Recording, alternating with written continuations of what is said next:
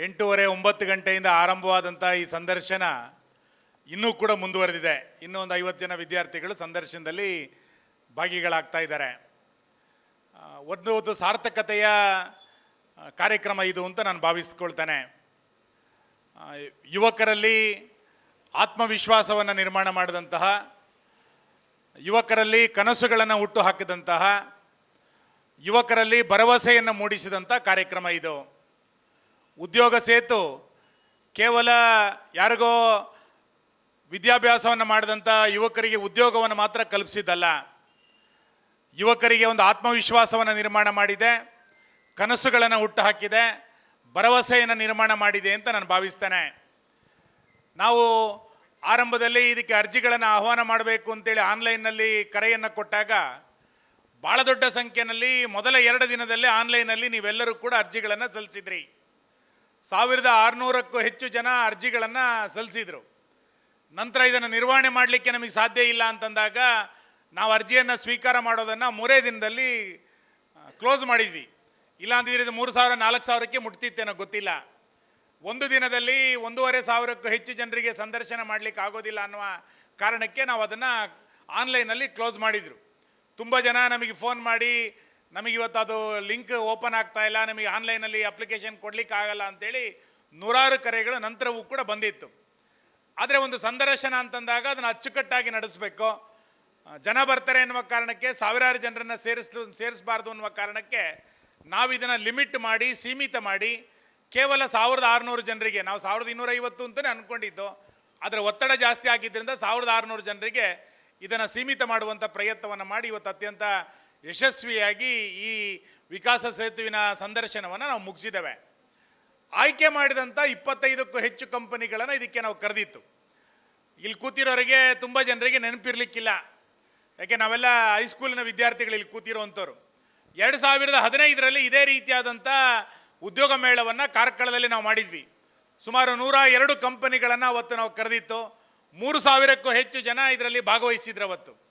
ಅವತ್ತು ದೊಡ್ಡ ಸಂಖ್ಯೆಯಲ್ಲಿ SVT ಆವರಣದಲ್ಲಿ ಸಾವಿರಾರು ಜನ ವಿದ್ಯಾರ್ಥಿಗಳು ಆ ಉದ್ಯೋಗ ಮೇಳದಲ್ಲಿ ಭಾಗವಹಿಸಿದ್ರು. ಅವತ್ತು ಉದ್ಯೋಗ ದೊರಕದಂಥವ್ರು ಇವತ್ತಿಗೂ ಕೂಡ ನಮ್ಮ ಕಚೇರಿಗೆ ಬಂದು ಈರಿನ ಉದ್ಯೋಗ ಮೇಳಡೆ ಎಂಕ್ಲಿಗೆ ಬ್ಯಾಂಕ್ಡ್ ಬೇಲೆ ಆತಂಡೆ, ಎಂಕ್ಲಿಗೆ ಆ ಕಂಪನಿಡ್ ಬೇಲೆ ಆತಂಡೆ ಅಂತ ಹೇಳೋರಿದ್ದಾರೆ. ಇನ್ನು ಕೆಲವರು ಆ ಉದ್ಯೋಗ ಮೇಳದಲ್ಲಿ ಬೆಂಗಳೂರಿಗೆ ನಾವು ಹೋದ್ವಿ, ಈಗ ಅದರ ಅನುಭವದ ಹಿನ್ನೆಲೆಯಲ್ಲಿ ಬೇರೆ ಬೇರೆ ಕಂಪನಿಗಳಲ್ಲಿ ನಾವು ಕೆಲಸವನ್ನು ಹುಡ್ಕೊಂಡಿದ್ದೀವಿ ಅಂತೇಳಿ ತುಂಬ ಜನ ಇವತ್ತಿಗೂ ಕೂಡ ನಮಗೆ ನೆನಪು ಮಾಡಿಕೊಂಡು ಮಾತಾಡೋರು ಇದ್ದಾರೆ. ಅಂದರೆ 2015ರಲ್ಲಿ ಉದ್ಯೋಗ ಮೇಳವನ್ನು ಮಾಡಿದಾಗ ಭಾಳ ಒಳ್ಳೆಯ ಪ್ರತಿಕ್ರಿಯೆ ಸಿಕ್ಕಿತ್ತು. ನೂರಾರು ಜನರಿಗೆ ಆ ಉದ್ಯೋಗ ಮೇಳದಲ್ಲಿ ನಾವು ಉದ್ಯೋಗದ ಅವಕಾಶವನ್ನು ಮಾಡಿಕೊಟ್ಟಿದ್ವಿ.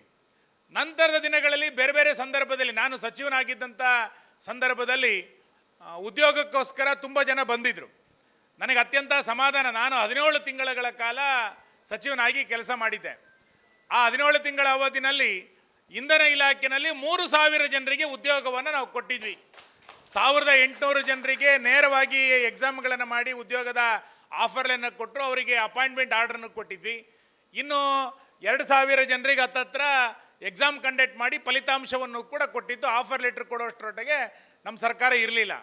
ಈ ರೀತಿ 17 ತಿಂಗಳಿನಲ್ಲಿ ಒಂದು ಇಲಾಖೆಯಲ್ಲಿ 3000 ಜನರಿಗೆ ಉದ್ಯೋಗವನ್ನು ಕೊಡೋದ್ರ ಮುಖಾಂತರ ಯುವಕರಲ್ಲಿ ಒಂದು ಹೊಸ ವಿಶ್ವಾಸವನ್ನು ನಿರ್ಮಾಣ ಮಾಡುವಂಥ ಕಾರ್ಯವನ್ನು ಸಚಿವನಾಗಿದ್ದಾಗ ನಮ್ಮ BJP ಸರ್ಕಾರದ ಕಾಲಾವಧಿಯಲ್ಲಿ ಬೊಮ್ಮಾಯಿ ಅವರು ಮುಖ್ಯಮಂತ್ರಿ ಆಗಿದ್ದಂಥ ಸಂದರ್ಭದಲ್ಲೂ ಕೂಡ ನಾವು ಇದನ್ನು ಮಾಡಿದ್ವಿ. ಅದಾದ ನಂತರ ಇವತ್ತು ಪ್ರತಿನಿತ್ಯ ನಮ್ಮ ಕಚೇರಿಗೆ ನನಗೆ ಉದ್ಯೋಗ ಕೊಡಿ, ನನಗೆಲ್ಲರ ಕೆಲಸ ಕೊಡಿ ಅಂತೇಳಿ ತುಂಬ ಜನ ಇವತ್ತಿಗೂ ಕೂಡ ನಮ್ಮ ಕಚೇರಿಗೆ ಬರ್ತಾರೆ. ನನಗೆ ಭಾಳ ಆಶ್ಚರ್ಯ ಮತ್ತು ನಾನು ತುಂಬ ಸರಿ ತಮಾಷೆಗೆ ಹೇಳ್ತಾ ಇರ್ತೇನೆ, ಉದ್ಯೋಗ ಕೇಳಬೇಕು ಅಂತೇಳಿ ಮಕ್ಕಳು ಬರ್ತಾರೆ, ಅವ್ರ ಜೊತೆ ಪೇರೆಂಟ್ಸ್ ಬರ್ತಾರೆ. ವಿದ್ಯಾರ್ಥಿ ಮಾತಾಡೋದೇ ಇಲ್ಲ ಅಥವಾ ಯುವಕ ಮಾತಾಡೋದೇ ಇಲ್ಲ, ಪೇರೆಂಟ್ಸೇ ಮಾತಾಡೋದು. ಎನ್ನ ಮಗಕ್ಕೆ ಬೇಲೆ ತಿಕ್ಕೊಡು, ಆಯ್ಗೋಲಾಣ ತಿಕ್ಕಲೆ ಅಂತ. ಯಾರಿಗೆ ಉದ್ಯೋಗ ಬೇಕೋ ಆ ಹುಡುಗ ಮಾತಾಡೋದಿಲ್ಲ. ನಾನು ತುಂಬ ಸರಿ ಹೇಳ್ತೇನೆ, ಈರ್ ಮನಿ ಪಂದೆ ಇಪ್ಪಲೆ 6 ಆಯ್ ಪಾತೆರಡು ಹಾಲು ಪಾತೆರಡು ಅಂತ ಹೇಳ್ತೇನೆ. ಇವತ್ತು ಯುವಕರಿಗೆ ನಾನು ಉದ್ಯೋಗ ಮಾಡಬೇಕು ಅನ್ನುವಂಥ ತವಕ ಬರಬೇಕು ಮತ್ತು ಆತ್ಮವಿಶ್ವಾಸದಿಂದ ಮಾತುಕತೆಯನ್ನು ಕಲಿಬೇಕು.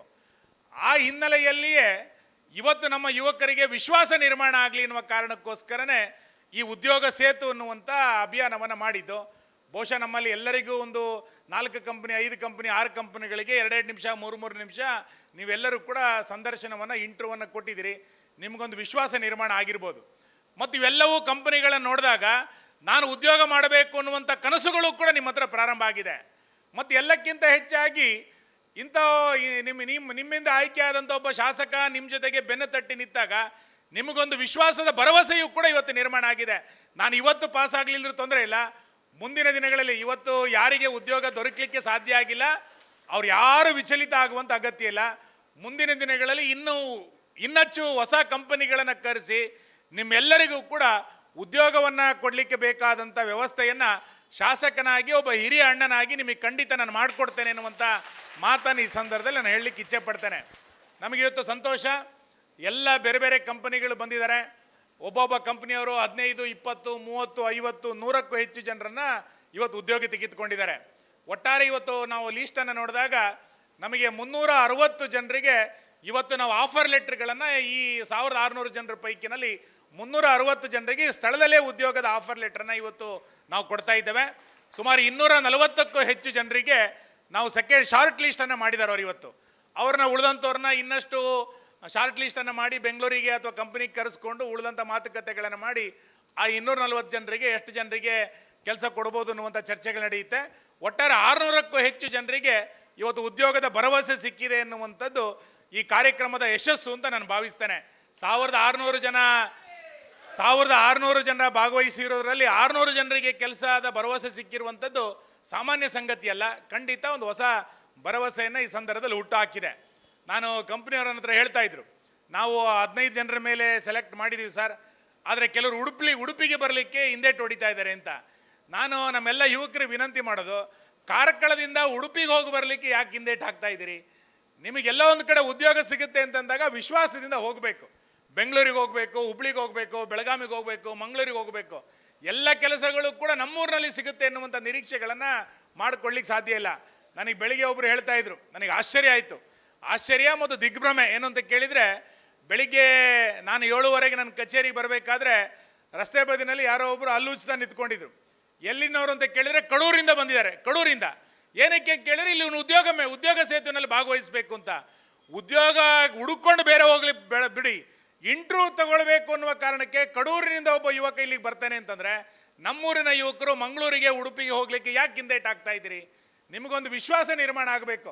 ಸಂಬಳ 20,000 ಕೊಡ್ತಾರೆ, 25,000 ಕೊಡ್ತಾರೆ, 50,000 ಕೊಡ್ತಾರೆ, ಅದು ಪ್ರಶ್ನೆ ಅಲ್ಲ. ನಮಗೊಂದು ವಿಶ್ವಾಸ, ಜೀವನ ಪಾಠ ಇದು. ನಮಗೊಂದು ವಿಶ್ವಾಸ ನಿರ್ಮಾಣ ಆಗುತ್ತೆ. ಆ ವಿಶ್ವಾಸ ನಿರ್ಮಾಣ ಆದಾಗ ಕುಟುಂಬವನ್ನು ನಿರ್ಮಾಣ ಮಾಡಲಿಕ್ಕೆ ನಮಗೆ ಸಾಧ್ಯ ಆಗುತ್ತೆ. ಆ ಹಿನ್ನೆಲೆಯಲ್ಲಿ ವಿಶ್ವಾಸ ಇವತ್ತು ಮನುಷ್ಯನ ಹತ್ರ ಇರಬೇಕು, ಕನಸುಗಳು ನಮ್ಮ ಕಣ್ಮುಂದೆ ಇರಬೇಕು, ಭರವಸೆ ನಮ್ಮ ಕಣ್ಮುಂದೆ ಇದ್ದರೆ ಖಂಡಿತ ಯಾವುದೇ ಕೆಲಸ ಕಾರ್ಯಗಳನ್ನು ಮಾಡಲಿಕ್ಕೆ ಇವತ್ತು ನಮಗೆ ಸಾಧ್ಯ ಆಗುತ್ತೆ. ಬಹುಶಃ ವಿಕಾಸ್ ಸೇವಾ ಸಂಸ್ಥೆ ಶಾಸಕನಾಗಿ ನಮ್ಮ ತಾಲೂಕಿನ ಯುವಕರಿಗೆ ಒಂದು ಹೊಸ ಭರವಸೆಯನ್ನು, ಹೊಸ ಕನಸುಗಳನ್ನು ಇವತ್ತು ಹುಟ್ಟು ಹಾಕಿದೆ ಅಂತ ನಾನು ಅಂದ್ಕೊಳ್ತೇನೆ. ಯಾರ್ಯಾರು ಇವತ್ತು ಆಫರ್ ಲೆಟರ್ಗಳನ್ನು ತೆಗೆದುಕೊಂಡಿದ್ದಾರೆ, ಶಾರ್ಟ್ ಲಿಸ್ಟ್ನಲ್ಲಿ ಭಾಗವಹಿಸಿದ್ದಾರೆ, ಅವರೆಲ್ಲರೂ ಕೂಡ ನಾಳೆಯಿಂದನೇ ನಿಮ್ಮ ಕಂಪನಿಗಳ ಜೊತೆಗೆ ಮಾತುಕತೆಯನ್ನು ಮಾಡಿ ನಮ್ಮ ಕಚೇರಿನಲ್ಲಿ ನಾಳೆ ಒಂದು ಬೂತ್ನಲ್ಲಿ ಇದೇ ಕೆಲಸವನ್ನು ಮುಂದಿನ 1 ವಾರಗಳ ಕಾಲ ಯಾರು ಶಾರ್ಟ್ ಲಿಸ್ಟಲ್ಲಿ ಬಂದಿದ್ದಾರೆ ಅವರೆಲ್ಲರಿಗೂ ಕೂಡ ಸಂಪರ್ಕಕ್ಕೆ ಬೇಕಾದಂಥ ವ್ಯವಸ್ಥೆಯನ್ನು ಮಾಡ್ತೇವೆ. ಎಲ್ಲಕ್ಕಿಂತ ಹೆಚ್ಚು ಸಂತೋಷದ ಸಂಗತಿ ಏನು ಅಂತಂದರೆ, ಇಲ್ಲಿ ದಯಾನಂದ್ ಅವರು ಇದ್ದಾರಾ ಎಲ್ಲೋದ್ರು? ಪೋಸ್ಕಾನ್ ಕಂಪನಿಯ ದಯಾನಂದ್ ಬಂದಿದ್ದಾರೆ. ಆ ಕಂಪನಿಯ ರಿಲೇಟೆಡ್ನಲ್ಲಿ 5 ಕಂಪನಿಗಳಿಗೆ ಯಾರಿಗೆ ಕೆಲಸ ಆಗಿದೆ ಅವರಿಗೆ ಬೆಂಗಳೂರಿನಲ್ಲಿ ಉಚಿತವಾಗಿ ವಸತಿ ವ್ಯವಸ್ಥೆಯನ್ನು ಯುವತಿಯರಿಗೆ ಮಾಡಿರುವಂಥದ್ದು. ಬಹುಶಃ ಇದು ಎಲ್ಲೂ ಕೂಡ ಯೋಚನೆ ಮಾಡಲಿಕ್ಕೆ ಸಾಧ್ಯ ಇಲ್ಲ. ಆ ಕಂಪನಿಯಲ್ಲಿ ಸೆಲೆಕ್ಟ್ ಆಗಿರುವಂಥವ್ರು ಎಲ್ಲರಿಗೂ ಕೂಡ ಉಚಿತವಾಗಿ ವಸತಿ ವ್ಯವಸ್ಥೆ, ಊಟದ ವ್ಯವಸ್ಥೆಯನ್ನು ಕೂಡ ಯುವತಿಯರಿಗೆ ಮಾಡಿರುವಂಥದ್ದು ಬಹುಶಃ ನಮಗೊಂದು ಹೊಸ ಅವಕಾಶ ಇವತ್ತು ಕೊಟ್ಟಿದೆ. ನಮಗೆ ಬೆಂಗಳೂರಿಗೆ ಉದ್ಯೋಗಕ್ಕೆ ಹೋದಾಗ ನಾವು ಅನ್ಕೋತೇವೆ, ಯಾನು ಓಲು ಅಂತೂ ಏನನ್ನ ಬೇಲೆಗೆ ಹೊಲ್ತಾ ಹೊಡೆಗೆ ಒಬ್ಬನೇ ಹಂಗೆಲ್ಲ ಮಾತಾಡ್ತೀವಿ. ನಿಮಗೆ ಇವತ್ತು ವಸತಿ ವ್ಯವಸ್ಥೆ ಉಚಿತ, 3 ಹೊತ್ತು ಊಟದ ವ್ಯವಸ್ಥೆ ಉಚಿತ ಅಂತಂದಾಗ ಇದಕ್ಕಿಂತ ಒಳ್ಳೆಯ ಆಫರನ್ನು ಯಾವ ಕಂಪನಿಯೂ ಕೂಡ ಕೊಡಲಿಕ್ಕೆ ಸಾಧ್ಯ ಇಲ್ಲ. ಇದನ್ನು ಆ ಕಂಪನಿಯ ಜೊತೆಗೆ ನಮ್ಮ ಸಂಸ್ಥೆ ಮಾತುಕತೆಯನ್ನು ಮಾಡಿ ನಿಮಗೆ ಈ ಅವಕಾಶವನ್ನು ಮಾಡಿಕೊಟ್ಟಿದೆ. ಖಂಡಿತ ಇದನ್ನು ಬಳಕೆ ಮಾಡಿಕೊಳ್ಳಿ. ಇದನ್ನು ಸಂಪೂರ್ಣವಾಗಿ ಉಪಯೋಗ ಮಾಡಿಕೊಂಡ್ರೆ ಖಂಡಿತ ಮುಂದಿನ ಬದುಕು ನಿಮಗೆ ಚೆನ್ನಾಗಾಗುತ್ತೆ ಅಂತ ನಾನು ಭಾವಿಸ್ತೇನೆ. ಮತ್ತು ಇಲ್ಲಿಗೆ ನಿಲ್ಲೋದಿಲ್ಲ ಈ ಪರ್ವ, ಇದು ಮುಂದುವರಿತದೆ.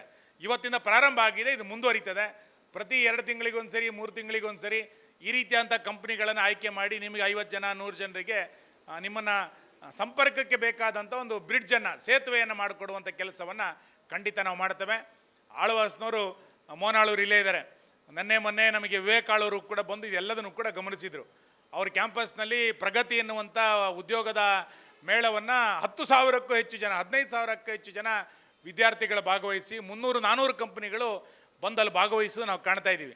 ಇಷ್ಟೆಲ್ಲ ಅವಕಾಶಗಳನ್ನು ನಾವು ಸ್ಥಳೀಯವಾಗಿ ಮಾಡಿಕೊಟ್ಟಾಗ ಇದರ ಉಪಯೋಗವನ್ನು ವಿದ್ಯಾರ್ಥಿಗಳು ತೆಗೆದುಕೊಳ್ಬೇಕು. ನಮ್ಮ ಅಪ್ಪ ಅಮ್ಮ ಎಷ್ಟು ಕಷ್ಟಪಟ್ಟಿದ್ದಾರೆ ಅಂತ ಗೊತ್ತಿದೆ ನಮಗೆ ಇಲ್ಲಿ ಕೂತಿರೋಂಥವ್ರಿಗೆ ಗೊತ್ತಿಲ್ಲ. ನಮ್ಮ ಅಪ್ಪ ಅಮ್ಮ 5,000ಕ್ಕೆ 10,000 ರೂಪಾಯಿಗೆ ಸಂಬಳಕ್ಕೆ ಕೆಲಸ ಮಾಡಿ ಬದುಕಿದಂಥ ದಿನಗಳು ನಮ್ಮೆಲ್ಲರ ಪೋಷಕರ ಹತ್ರ ಉದಾಹರಣೆಗಳನ್ನು ಕೇಳಿದಾಗ ನಿಮಗೆ ಗೊತ್ತಿದೆ. ಎಲ್ಲ ಪೋಷಕರು ಕಷ್ಟಪಟ್ಟೆ ನಮ್ಮನ್ನು ಸಾಕಿದ್ದಾರೆ, ಕಷ್ಟಪಟ್ಟು ಕೆಲಸ ಮಾಡಿದ್ದಾರೆ. ನಮಗೆ ಅದಕ್ಕಿಂತ ಒಂದು ಒಳ್ಳೆಯ ಅವಕಾಶ ಇವತ್ತು ಸಿಕ್ಕಿದೆ.